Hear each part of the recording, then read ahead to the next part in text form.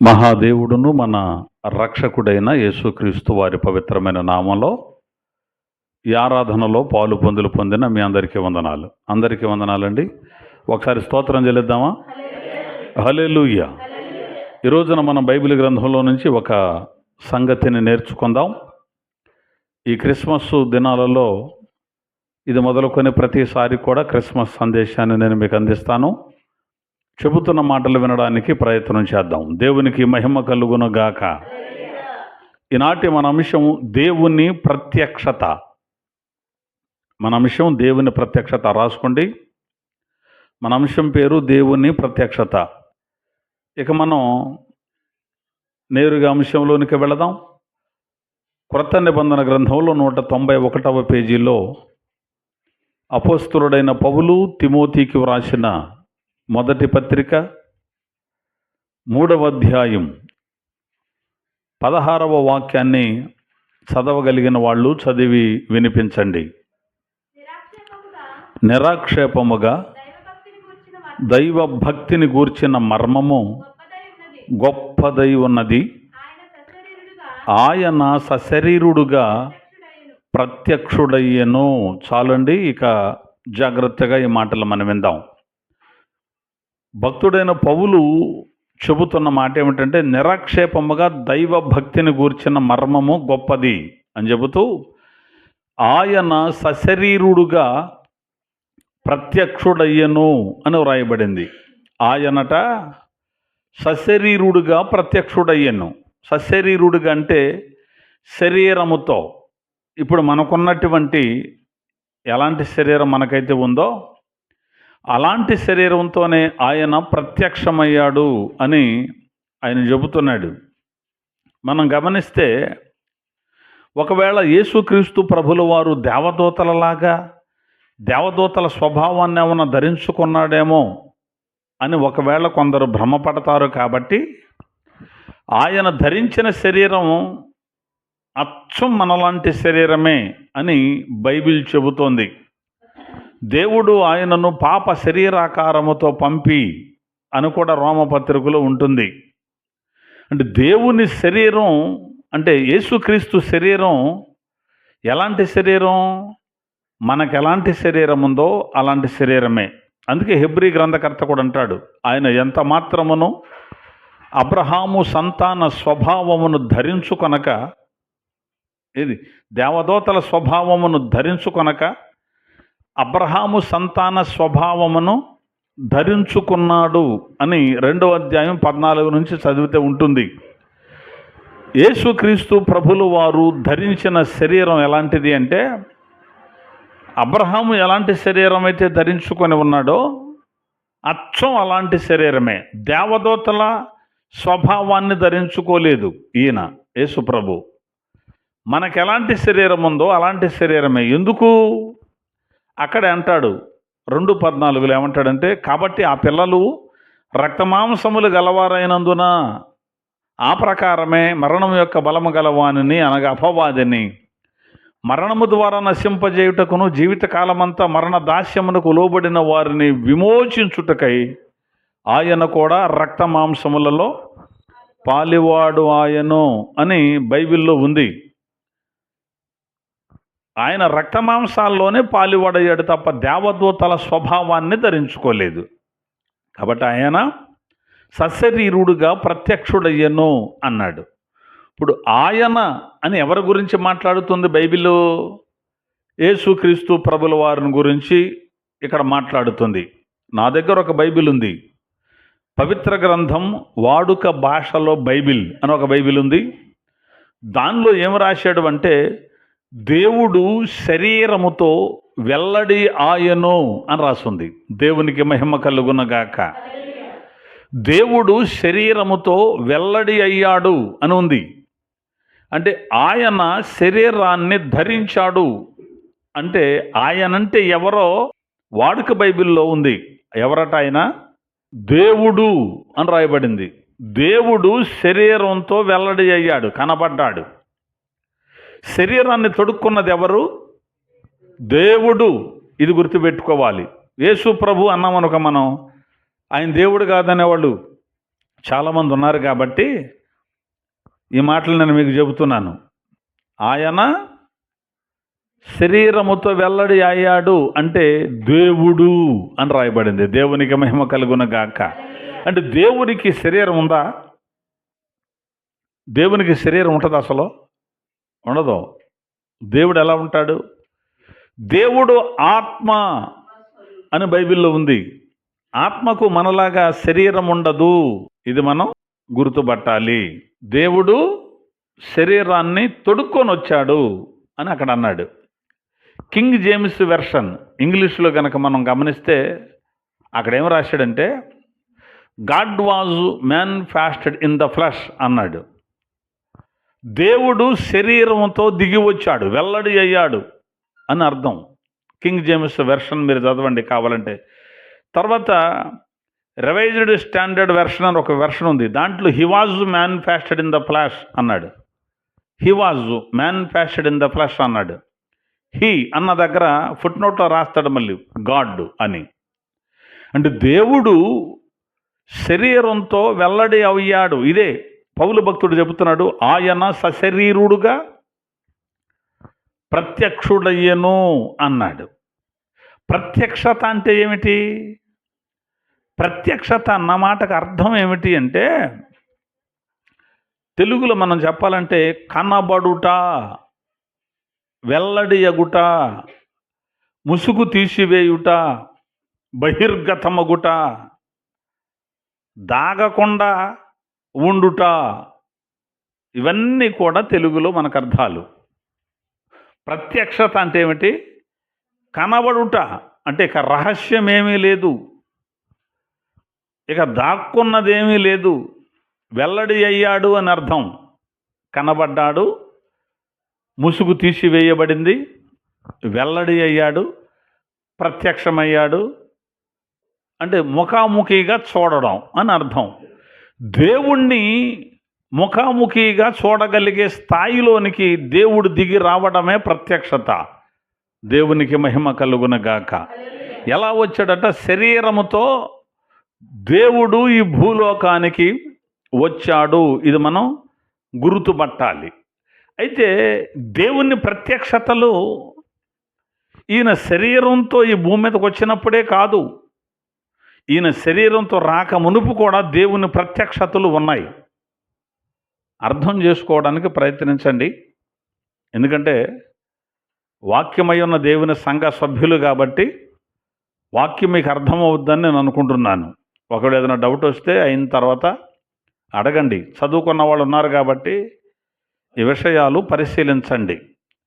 మనం గమనిస్తే దేవుడు మనుషులకు ప్రత్యక్షమయ్యింది శరీరంతో కనబడిన దగ్గర నుంచేనే కాదు, అంతకు పూర్వం కూడా ఆయన ప్రత్యక్షమవుతూనే వచ్చాడు. మేకా గ్రంథం చూడండి ఒకసారి. పాత నిబంధన గ్రంథంలో మేకా గ్రంథము 5వ అధ్యాయం 2వ వచనం చూడండి ఒకసారి. మేకా గ్రంథం దొరకలేదా? మరి చదవాలి. బెత్లెహేము ఎఫ్రతా యోదావారి కుటుంబములలో నీవు స్వల్ప గ్రామమైనను నా కొరకు ఇశ్రాయేలీయులను ఏలబోవువాడు నీలో నుండి వచ్చును. పురాతన కాలము మొదలుకొని శాశ్వత కాలము ఆయన ప్రత్యక్షమగుచుండెను. పేజీ నెంబర్ చెప్పు. కొంతమంది చూస్తున్నారు. ఇంకా 766వ పేజీ.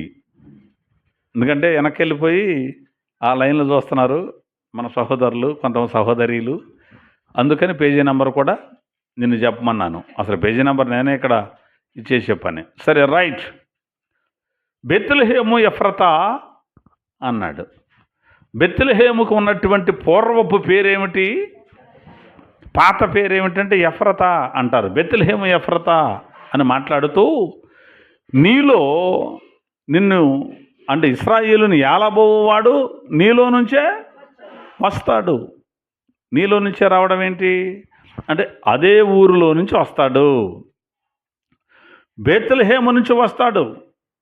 ఆయన ఎలా పురాతన కాలము మొదలుకొని శాశ్వత కాలము ఆయన ప్రత్యక్షమగుచుండెను. దేవునికి మహిమ కలుగునగాక.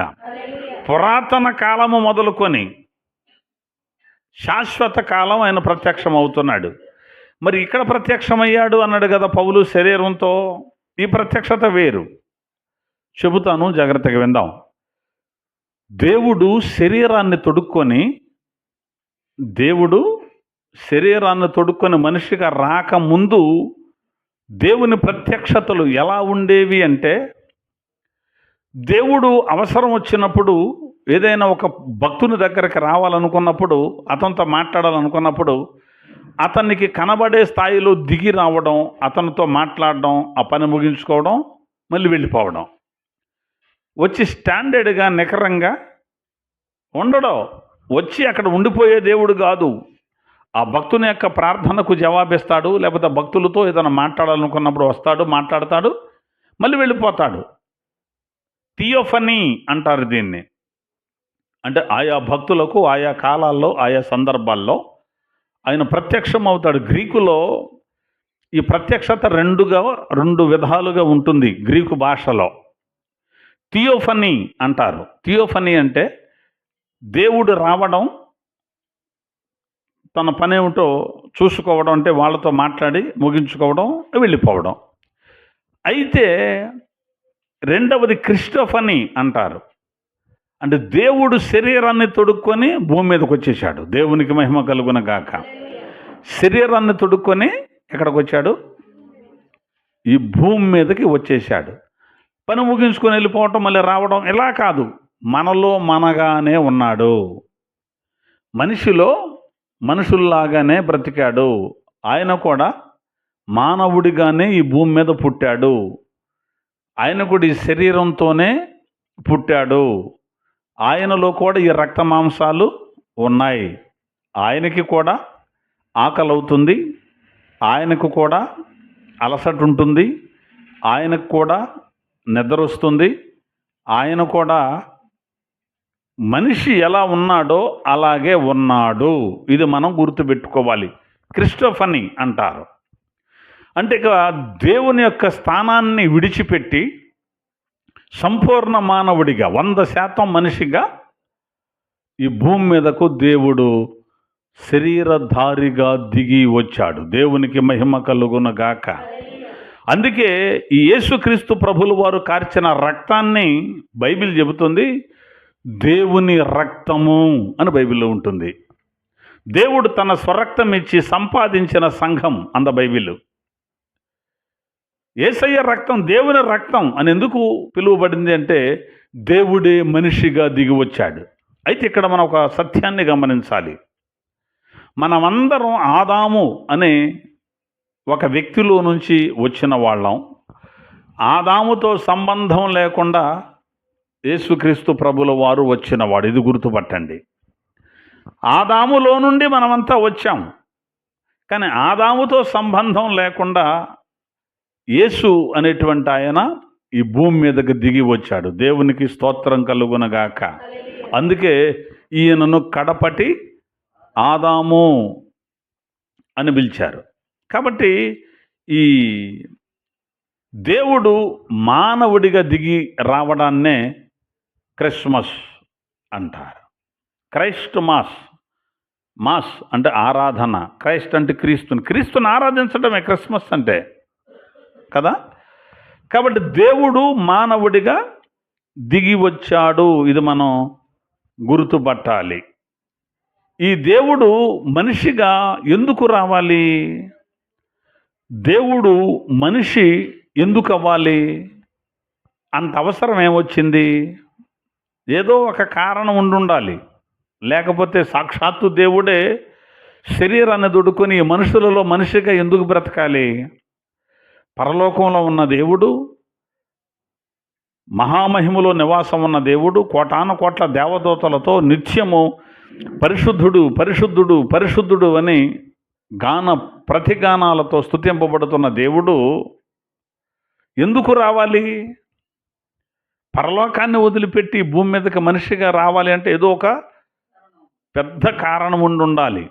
ముఖ్యమైన కారణమై ఉండాలి. ఆయన వస్తే తప్ప జరగని పని ఏదో ఒకటి ఉండాలి, అంతే కదా.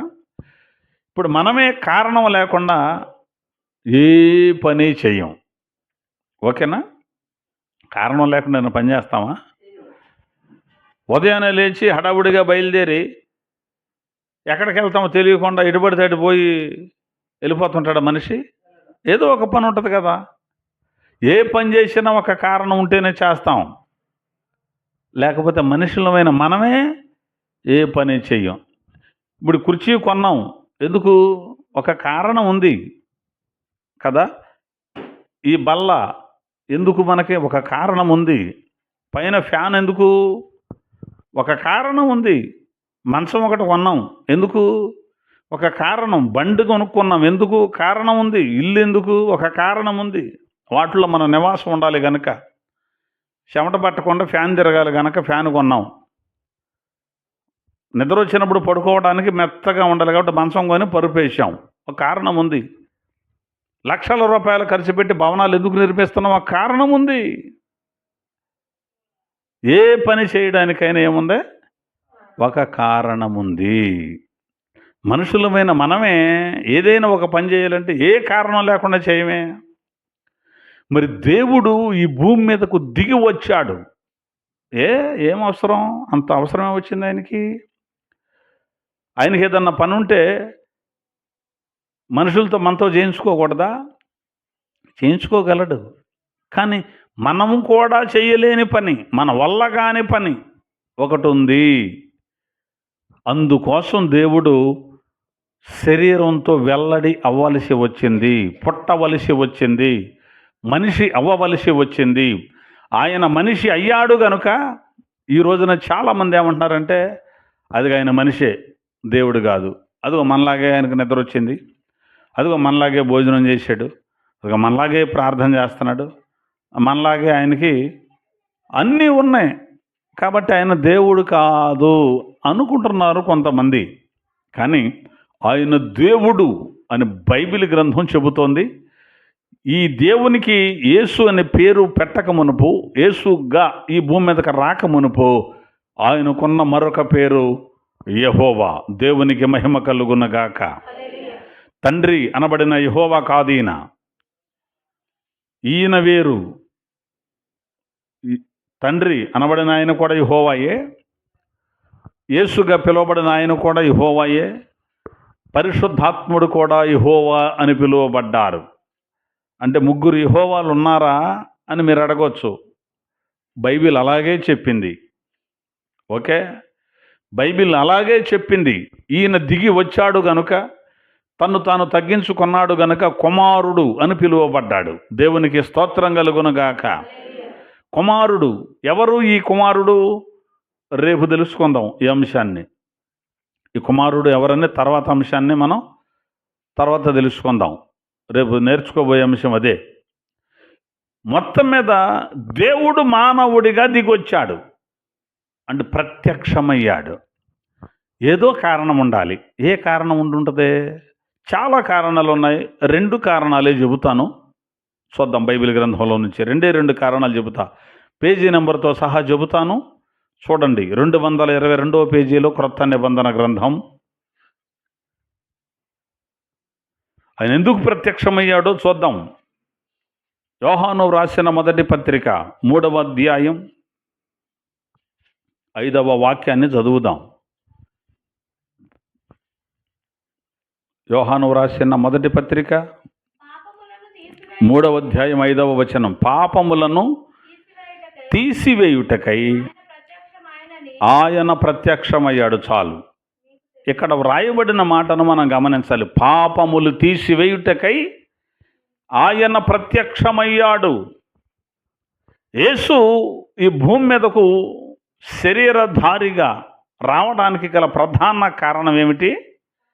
పాపములు తీసివేయుటకై ఆయన ప్రత్యక్షమయ్యాడు. అంటే అందరూ పాపులే, మనుషులందరూ పాపులే. నేనే పాపం చేయలేదని ఏ మనిషి అనడానికి వీలు లేదు. ఒకవేళ ఎవడైనా నేను పాపిని కాదు అన్నాడు అంటే వాడు దేవునినే అబద్ధికునిగా చేసిన వాడవుతాడు అంటుంది బైబిల్ గ్రంథం. మనము పాపము చెయ్యలేదని మనం చెప్పుకుంటే మనం దేవునిని అబద్ధికునిగా చేసిన వారం అవుతాం, మరియు మనలో సత్యం ఉండదని కూడా బైబిల్ చెబుతోంది. అందరూ పాపులే, ఏ భేదము లేదు. అందరూ పాపం చేసి దేవుడు అనుగ్రహించి మహిమను పొందలేకపోతున్నారు. చాలామందికి తెలియక ఈ క్రైస్తవులు ఏంటి పాపులు పాపులు పాపులు అంటారు. మేమేం పాపం చేశాం అంటారు కొంతమంది. అసలు నీ పుట్టుకే పాపం. ఎందుకంటే మనం మూలపితరుడు ఆదాములో మనం ఉన్నాం గనక, ఆదాములో నుంచి వచ్చాం కాబట్టి ఆయన తప్పు చేశాడు గనక, పాపం చేశాడు కాబట్టి ఆయనలో నుంచి పునికి పుచ్చుకున్నాం మనం. అది జన్మతః పాపులం. రెండవది, మనం పెరిగి చేస్తున్నటువంటి పనులు దేవునికి విరోధమైన పనులు గనక కర్మ పాపులం. అంటే మనిషి జన్మ కర్మ పాపి. పాపము వలన వచ్చు జీతము మరణం అని అగ్నిగుండం. మరణం అంటే దేవునికి మనకు ఎడమైపోవడం, సంపూర్ణంగా ఎడమైపోవడం. అగ్నిగుండం అంటే దాన్ని నరకము అంటారు. అర్థమవుతుందా? మరణం అంటే ఎడమవ్వడం. ఈ శరీరాన్ని ప్రాణం వదిలిపెట్టిందనుకో, ఈ శరీరానికి మనం దూరం అవుతాం, కుటుంబానికి దూరం అవుతాం, బంధువులకి స్నేహితులకు దూరం అవుతాం. కానీ అగ్నిగుండానికి వెళ్ళడం అంటే దేవునికే మనం దూరం అయిపోవడం. ఎందుకు దేవునికి మనిషి దూరం అవ్వవలసి వచ్చింది? పాపము వలన వచ్చే జీతమే ఆ మరణం. అంటే మనం దేవునికి కావాలి, కానీ దేవునికి దూరం అయిపోయాం పాపం వల్ల. అయితే ఆ పాపం వల్ల వచ్చే శిక్ష మరణం. కాబట్టి దేవుడు ఏం చేశాడు అంటే, ఆ పాపం నుంచి విడిపించాలి అంటే, ఏ మనిషి అన్న వచ్చాడు అనుకో, ఆ మనిషి కూడా పాపేగా. ఆదాములో నుంచి వచ్చిన ప్రతి వాడు పాపేగా. అందుకని పాప సహితునిలో నుండి పాపరహితుడు పుట్టగలిగిన మేలు అన్నాడు. పాప సహితునిలో నుండి పాపరహితుడు పుట్టగలగటం మేలు. అంటే పుడతాడా? పుట్టడు అని అర్థం. ఒక పాపం చేసేవాళ్ళలో నుంచి ఒక పవిత్రుడు పుట్టడు. ఎందుకు? అదే స్వభావం ఇతనికి కూడా వస్తుంది. అర్థమవుతుందా? మామిడి చెట్టుకి ములక్కాయలు కాస్తే బాగుండు అనుకుంటాం. కాస్తయా? కాయు, కుదరదు అది. అలాగే ఒక పాపిలో నుంచి మరొక పాపే వస్తాడు తప్ప పరిశుద్ధుడు రాడు. కాబట్టి ఆదాము రక్తంతో సంబంధం లేకుండా, మొదటి ఆదాముతో ఏ సంబంధం లేకుండా వాక్యము శరీరాన్ని తొడుక్కొని, ఈ శరీర నిర్మాణం యేసయ్యకి ఎలా జరిగింది? వాక్యము శరీరాన్ని తొడుక్కొని మన మధ్యలోనికి వచ్చాడు. దేవునికి మహిమ కలుగునగాక. అందుకనే ఆ వాక్యము శరీరధారి అయి, యోహాను సువార్త 1వ అధ్యాయం 14 అంటాడు, ఆ వాక్యము శరీరధారి అయి కృపా సత్య సంపూర్ణుడిగా మన మధ్య నివసించాను. అంటే వాక్యం ఏం తొడుక్కుందట? శరీరాన్ని. శరీరధారి అంటే శరీరాన్ని తొడుక్కుంది అని అర్థం. మనకి శరీరం ఎలా వచ్చింది? మనం ఎవరం? తల్లిదండ్రుల ద్వారా వచ్చిన వాళ్ళం. మరి యేసు అనే ఆయన ఎలా వచ్చాడు? ఆయన వాక్యం. ఆది యందు వాక్యం ఉండెను, వాక్యము దేవుని యొద్ద ఉండెను, వాక్యము దేవుడై ఉండెను. అంటే దేవుడై ఉన్న వాక్యం శరీరాన్ని తొడుక్కొని మన మధ్యలో నివాసం చేశాడు. దేవునికి మహిమ కలుగునగాక. అంటే ఆయనలో పాపము లేదు. నా యందు పాపమున్నదని మీలో ఎవడు స్థాపిస్తాడు అన్నాడు యేసు ప్రభు. అది యేసయ్య ఒక్కడే చెప్పగలిగిన మాట. యేసయ్యలో పాపం ఆనాటి నుంచి ఈనాటి వరకు ఎవరు చూపించలేరు. ఎందుకు అంటే ఆదాముతో సంబంధం లేకుండా ఈ భూమి మీద దేవుడి శరీరాన్ని తొడుక్కొని వచ్చాడు. వాక్యం శరీరాన్ని తొడుక్కొని యేసు అనేటువంటి వ్యక్తిగా మన మధ్యలో ప్రత్యక్షమయ్యాడు. అందుకే మన మినిస్ట్రీ పేరు కూడా ఏమిటి? వాక్యమై ఉన్న దేవుని పరిచర్యలు. Word was God. వాక్యము దేవుడై ఉండెను. ఆ వాక్యమైన దేవుడు, శబ్దమైన దేవుడు, నాద స్వరూపుడు మానవుడిగా ఈ లోకానికి ఎందుకు వచ్చాడు అంటే, పాపములను తీసివేయటానికి ఆయన ప్రత్యక్షమయ్యాడు. ఎలా తీసేస్తాడు పాపాలు? మనందరికీ రావాల్సిన శిక్ష మరణం కదా. అందరి బదులు ఆయన చనిపోవడానికి భూమి మీదకి వచ్చాడు. అందరి బదులు ఆయన రక్తాన్ని చిందించడానికి భూమి మీదకి వచ్చాడు. యేసయ్య రక్తం ఆదాము మొదలుకొని ఆఖరి భక్తుడి వరకు పనిచేస్తుంది. ఇంకా చెప్పాలి అంటే ఆదాము రక్తం విశ్వానికి పనిచేస్తుంది. మరొక ప్రసంగంలో చెబుతా, యేసు విశ్వ విమోచకుడు అని చెబుతా ఈ క్రిస్మస్ సందేశంలోనే. యేసయ్య విశ్వ విమోచకుడు. ఈ మనుషులను మాత్రమే ఆయన విమోచించింది పాపం నుంచి, లోపాల నుంచి. దేవదూతలను కూడా, ఈ విశ్వంలో ఎన్నో కోట్ల ప్రపంచాలు ఉన్నాయి. ఆ ప్రపంచాల్లో ఉన్న దేవదూతలు కూడా అయోమయం గందరగోళంలో ఉన్నారు. వాళ్ళకి అంత జ్ఞానం లేదు, అంత అవగాహన లేదు. వాళ్ళను కూడా విమోచించి దేవునితో సమాధానపరచడానికే దేవుడే మానవుడిగా ఈ భూమిని యజ్ఞ వేదికగా చేసుకుని ఈ భూమి మీదకి వచ్చి తన రక్తాన్ని చిందించాడు. రక్తము చిందించకుండా పాప క్షమాపణ కలుగదని సామాన్యముగా చెప్పవచ్చును అన్నాడు హెబ్రీ గ్రంథకర్త. దానినే వేదం కూడా చెప్పింది, రుధిరపాత వినాపాప విమోచనమన భవతి అన్నారు. అంటే రక్తం చిందించకుండా పాప క్షమాపణ కలుగదు. మనుషుల రక్తం పనికిరాదు, ఎడ్ల రక్తం పనికిరాదు, మేకల రక్తం పనికిరాదు, కోళ్ల రక్తం పనికిరాదు. హెబ్రీ పత్రిక 10:4 అంటాడు, ఏలయనగా ఎడ్ల యొక్కయో మేకల యొక్క రక్తము పాపములను తీసివేయుట అసాధ్యం. మరి ఎలా? ఎందుకని? అందరిది కూడా పాపానికి సంబంధించిన రక్తం కాబట్టి. మరి పాపము లేని రక్తం ఎవరిది? ఒక్క యేసుక్రీస్తు ప్రభుల వారిదే. ఎందుకు? ఆయన ఆదాము నుంచి రాలేదు గనుక, మన మూల పితరుడిలో నుంచి ఆయన రాలేదు గనుక. కాబట్టి ఆయన రక్తం ద్వారా పాపాల నుంచి విడిపించడానికి వచ్చాడు. అందుకే యేసు రక్తము ప్రతి పాపము నుండి, ఏ పాపం అది? యేసు రక్తము ప్రతి పాపము నుండి మనలను పవిత్రులనుగా చేయును అని లేఖనం చెప్పింది.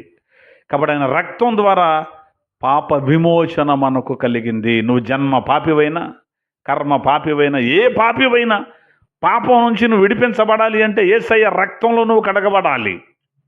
ఎప్పుడు కడుగుద్దయ్యా ఆ రక్తం మమ్ములను? మనం ఆయనతో సహవాసం కలిగినప్పుడు, మనం ఆయన లోనికి వచ్చినప్పుడు, ఆయనతో సంబంధం పెట్టుకున్నప్పుడు ఆయన రక్తం మనకు ఉపయోగపడుతుంది. ఆయనతో సంబంధం పెట్టుకోవటం అంటే ఏమిటి? ఆయనలోకి రావడం అంటే ఏమిటి? ఆయనతో మనం స్నేహం చేయటం ఎలా? బాప్తిస్మము ద్వారా. ఒక వ్యక్తి పాపముల విషయమై చచ్చిపోవాలి, సమాధి చేయబడాలి, నీతి విషయమై తిరిగి పునరుద్ధానం చెందాలి. యేసయ్య చనిపోయి పాతిపెట్టబడి తిరిగి లేచినట్టు మనము కూడా బాప్తిస్మం ద్వారా పాతిపెట్టబడి, చనిపోయి పాతిపెట్టబడి తిరిగి బ్రతకాలి. వారిని తీసుకువెళ్ళడానికి యేసయ్య వస్తాడు. ఆయన ఉండే స్థలంలో వాళ్ళను కూడా తీసుకొని పోతాడు. దేవునికి మహిమ కలుగునుగాక. కాబట్టి పాపములను తీసివేయడానికే ఆయన ఏమయ్యాడు? ప్రత్యక్షమయ్యాడు. మేము పాపులం కాదండి అంటుంటారు చాలామంది, కానీ అన్ని గ్రంథాలు చెబుతున్నాయి మనం అందరం పాపులమేనని. ఏ భేదం లేదు, అందరూ పాపులే. యజ్ఞవల్కుడు సంధ్యావందన ప్రార్థనలో ఒక ప్రార్థన చేశాడు. ఏం చేశాడు? పాపోహం పాపకర్మ పాపాత్మ పాప సంభవ త్రాహిమాం కృపాయా దేవా శరణగతి వత్సల అన్నాడు. పాపోహం పాపకర్మ, పాపం అనే అహం, పాపోహం పాపకర్మ పాపాత్మ పాప సంభవ, పాపంలోనే మేము ఉండిపోయాం. త్రాహిమాం కృపాయా దేవా శరణగతి వత్సల, నీ శరణ మాకు కావాలి. పాపంలో పుట్టాం, పాపంలో పెరుగుతున్నాం, పాపంలోనే అయిపోతున్నాం మా జీవితం అంతా. కాస్త మాకు కృప చూపించు అని. అర్థమవుతుందా? అంటే మేము పాపులం అని చెప్పుకుంటున్నారు. కాబట్టి యేసు అనేటువంటి ఆయన ప్రపంచ మానవుల పాపాన్ని నుంచి విమోచించడానికి ఈ లోకానికి దిగి వచ్చాడు. సర్వ పాప పరిహారో రక్త ప్రోక్షణ మవశ్యకం తద్రక్తం పరమాత్మేన పుణ్యదాన బలియాగం అంద వేదం. అంటే సర్వ మానవాళి పాపాలు పరిహరించబడాలి అంటే రక్తము చిందించబడడం అవసరం.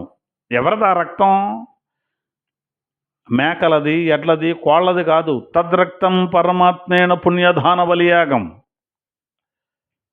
పరమాత్ముడు పురుషుడిదై ఉండాలి ఆ రక్తం, దేవుడిదై ఉండాలి. దేవునికి రక్తం ఉండదు కదా, మరి ఎలా?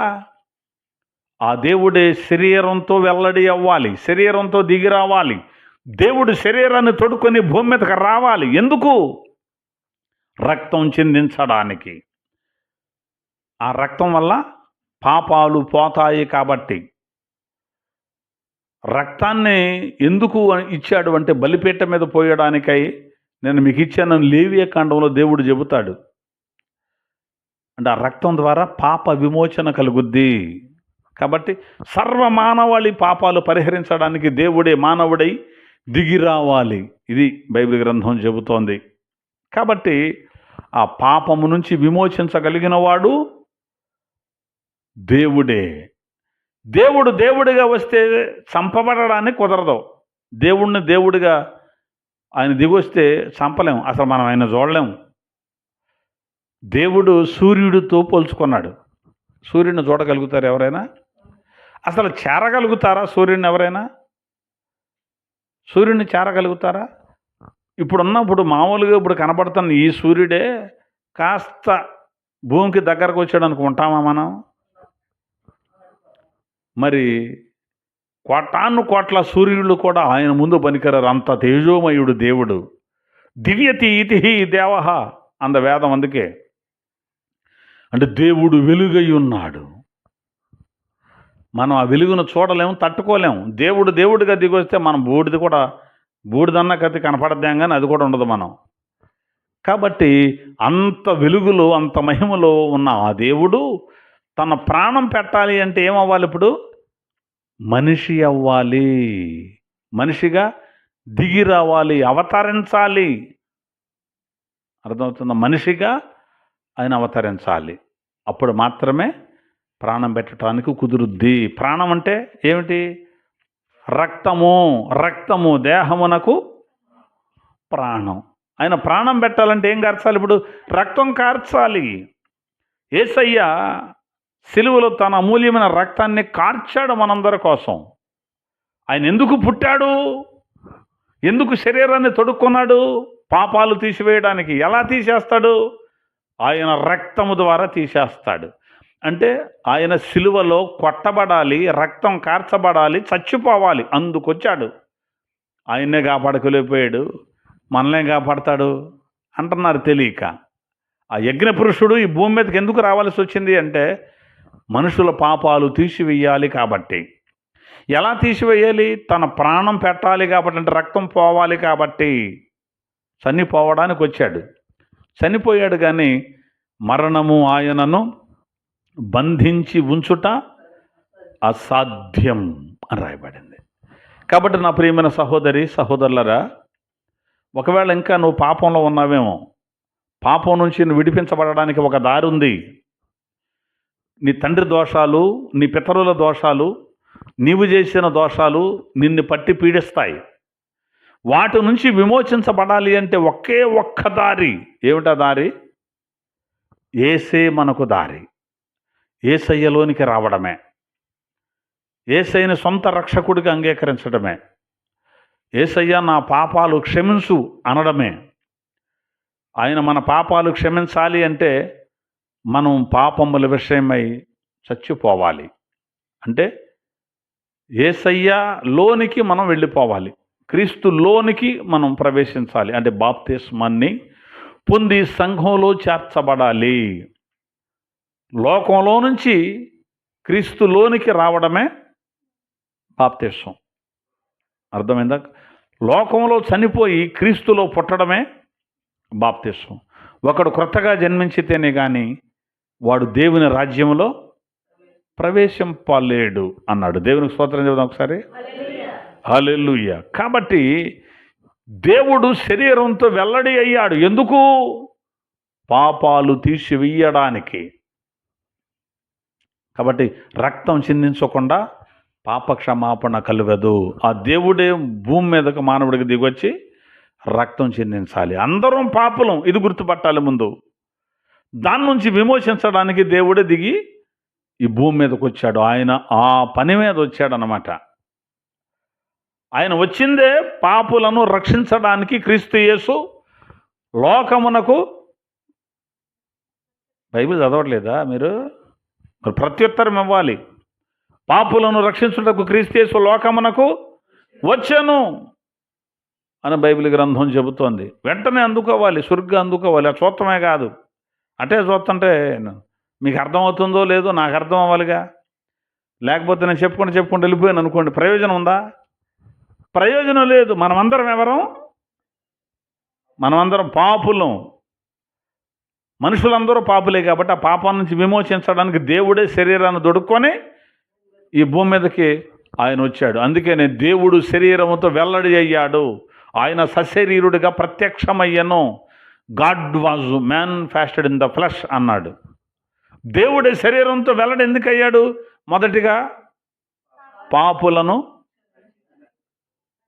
పాపాలను తీసివేయడానికి ఆయన ప్రత్యక్షమయ్యాడు. ఇంకొక మాట చెప్పి ముగించేస్తాను, చాలా ఉన్నాయి, సమయం అయిపోతుంది. యోహాను రాసిన మొదటి పత్రిక, అక్కడే అదే పేజీ 222, 3వ అధ్యాయం 8వ వచనం చూడండి. అపవాది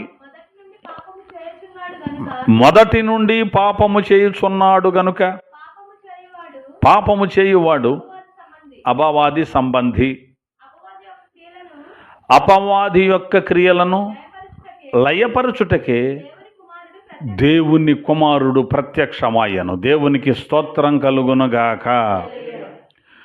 దేవుడు మానవుడిగా ప్రత్యక్షమయ్యాడు.